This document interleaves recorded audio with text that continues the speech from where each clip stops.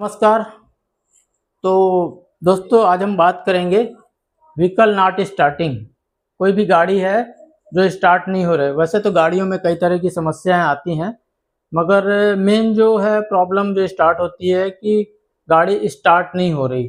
तो not starting के case में क्या क्या करते हैं लोग, कैसे कैसे चेक करते हैं और उनको कैसा करना चाहिए मेरे हिसाब से, क्योंकि मुझे भी हो गया काफ़ी समय यही काम करते हुए। तो मेरा जो मेन काम रहता है वो है व्हीकल डायग्नोस्टिक का। तो आप लोग कैसा डायग्नोस करते हैं, और मेरा जो डायग्नोसिस का प्रोसीजर है जो मैं बता रहा हूँ उसके हिसाब से आप चलेंगे तो आपकी प्रॉब्लम जो है आप जल्दी पहुंच जाएंगे। क्योंकि मार्केट में बहुत सारे लोग, मार्केट में या एजेंसी में जितने भी लोग रहते हैं उसमें 50% 60% लोग जो रहते हैं वो सिर्फ जनरल काम करते हैं। जैसे गाड़ी का सर्विस हो गया, क्लच, ब्रेक, सस्पेंशन, वो एक प्री डिफाइंड फिक्स काम करते हैं कि उनको एक काम दे दिया जाता है, भैया आप इसका क्लच उतार दो, गियर बॉक्स उतार दो, इंजन खोल दो, इसमें ये काम कर दो। मगर जब गाड़ियों में कोई बात आ जाती है कि भाई मेरी गाड़ी स्टार्ट नहीं हो रही है, तो फिर अच्छे अच्छे लोगों के वहाँ पर फ्यूज उड़ जाते हैं। लोग समझ में नहीं आता कि कहाँ से स्टार्ट करें। तो इस वीडियो के माध्यम से आपको समझ में आ जाएगा कि स्टार्ट कहाँ से करें, हमें क्या करना चाहिए। तो सबसे पहले अगर गाड़ी स्टार्ट नहीं हो रही तो मैं वीडियो को स्टार्ट करूँ। अगर गाड़ी स्टार्ट नहीं हो रही तो सबसे पहले जो हमारा भी सवाल रहता है, जब हमसे कोई कस्टमर पूछता है जो दूर बैठा है और उसकी गाड़ी स्टार्ट नहीं होती तो पूछता है, हम लोग सबसे पहले पूछते हैं मीटर में लाइट आ रही क्या, मीटर में लाइट आ रही कि नहीं आ रही, हमारा पहला सवाल है। दूसरा सवाल रहता है कि इंजन क्रैंक हो रहा है कि नहीं, गाड़ी सेल्फ ले रही कि नहीं। तो कई सारे लोग यहीं पर भी कंफ्यूज हो जाते हैं फर्स्ट स्टेप में कि गाड़ी सेल्फ ले रही कि नहीं रही, इंजन क्रैंक हो रहा है कि नहीं हो रहा। मीटर में लाइट आ रही है तो चलो समझ में आ जाता है। उसके बाद तो अगर ये मीटर में लाइट नहीं आ रही है, इंजन क्रैंक नहीं कर रहा, तो सीधा सा हम लोग बोल देते हैं कि भैया बैटरी एक बार चेंज करके देख लो और सेल्फ चेक करना पड़ेगा। अगर नहीं ले रहा तो मेन इशू ये जानने का मतलब रहता है हमारा कि कहीं गाड़ी की बैटरी तो डाउन नहीं है। तो उस हिसाब से हम लोग सजेस्ट करते हैं कि बैटरी। उसके बाद कंडीशन आ जाती है कि गाड़ी में कोई लाइट आ रही क्या, इंजन चेक आ रहा है कि नहीं आ रहा है। तो जैसे वो लोग बोलते हैं कि हाँ आ रहा है, नहीं आ रहा है, तो फिर उस हिसाब से आगे बढ़ते हैं।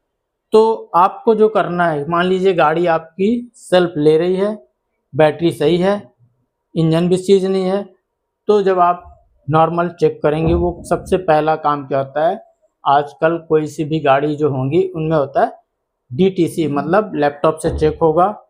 आई स्मार्ट हो गया, कंपनी का है तो मिनी आई स्मार्ट, मिनी स्मार्ट, और अगर लोकल मार्केट में है तो एक्स टूल वगैरह कई तरह के टूल आते हैं वहाँ पर भी।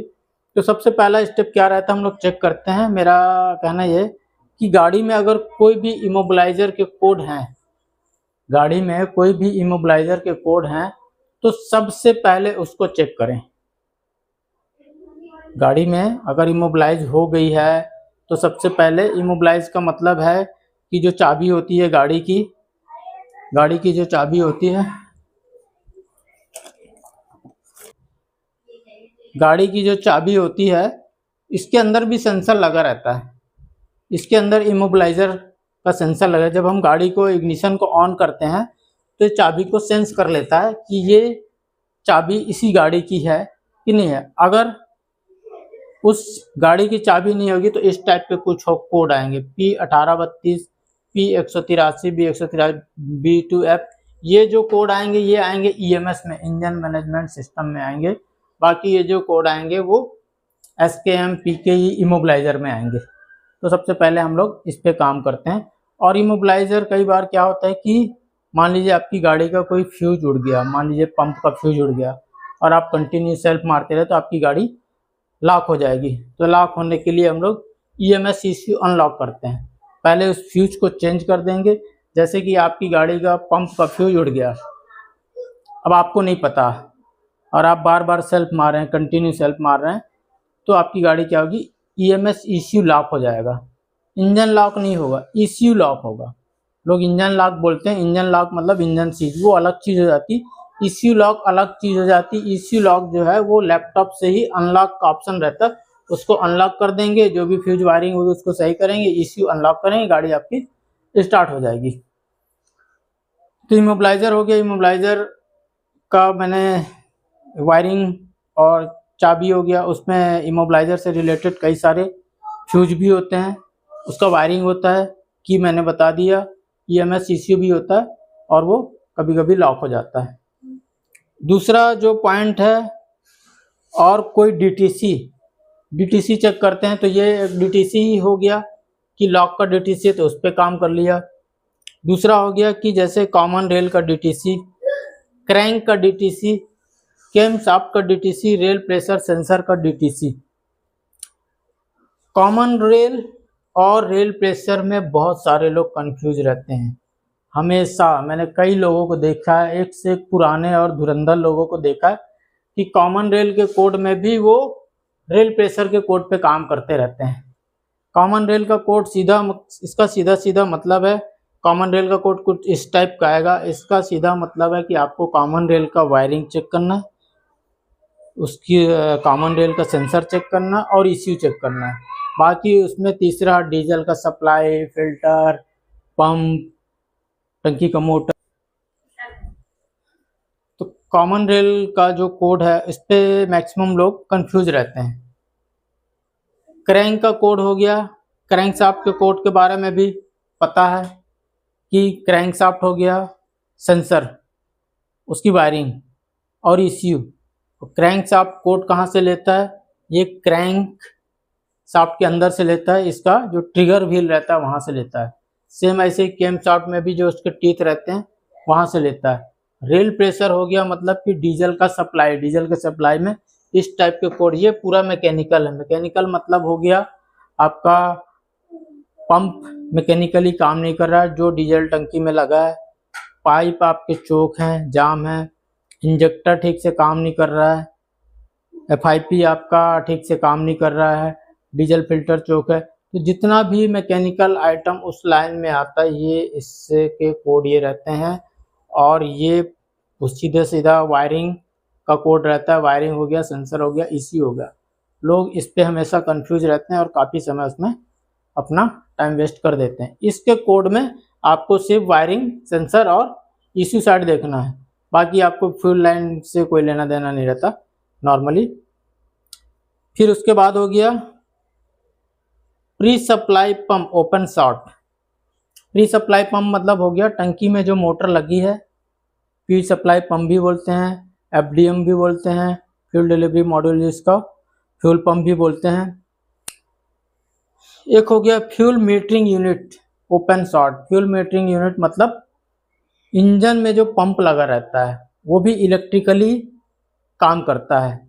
एक हाई प्रेशर पंप हो गया, एक फ्यूल मीटरिंग यूनिट हो गई। कुछ गाड़ियों में सिर्फ एक सिंगल यूनिट पंप लगा रहता है, तो वो उसका जब भी कोई DTC होगा इस type P000123 open circuit, short circuit, injector open short, injector का वायरिंग में कुछ खराबी होगा। ECU भी पूरा तरह से फेल हो गया, ECU फेल हो गया, कनेक्ट नहीं हो रहा है तो भी गाड़ी स्टार्ट नहीं होती।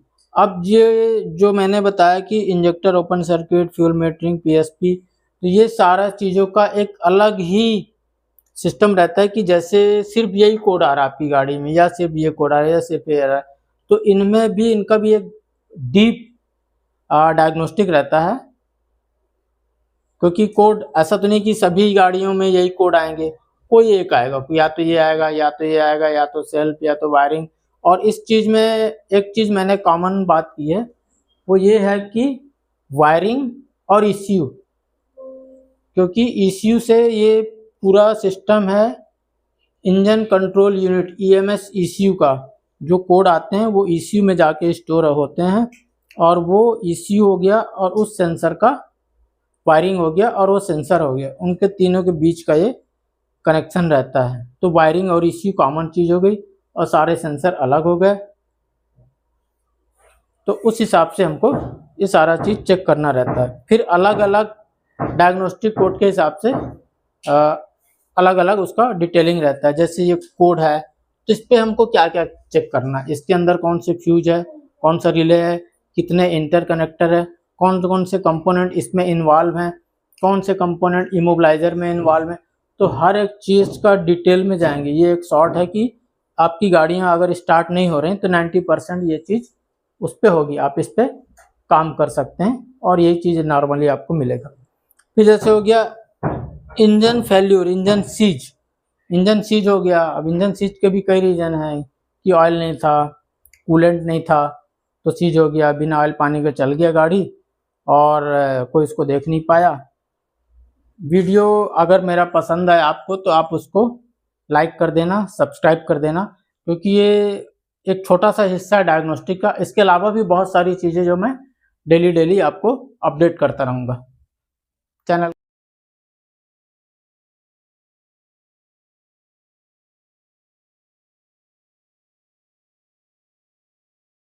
ये बैटरी के पीछे जो ये EMS ECU है, इंजन का ECU है,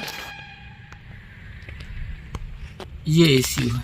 ये दो कपलर हैं, इसको हम बोलते हैं ECU। और ये है फ्यूज बॉक्स, ये है कूलेंट का रिजर्वायर टैंक, इसमें कूलेंट भरा जाता है। ये है पावर स्टीयरिंग ऑयल। ये कंप्लीट इंजन कहलाता है। इंजन में बहुत सारी चीज़ें रहती हैं, जैसे कि intake system, exhaust system, fuel system, cooling system, ये सारी चीज़ें इसमें। ये है हमारा वाइपर का वाशर टैंक, यहाँ से पाइप होते हुए अंदर लगा हुआ है। और ये है क्लच ब्रेक ऑयल, ये है एयर फिल्टर, इसके साथ में लगा है एयर मास सेंसर, ये इस पे लगा है, ये इसका कनेक्टर है। और ये है EAT exhaust after treatment system, ये इसके आगे लगा हुआ है, ये टर्बो चार्जर। ये जो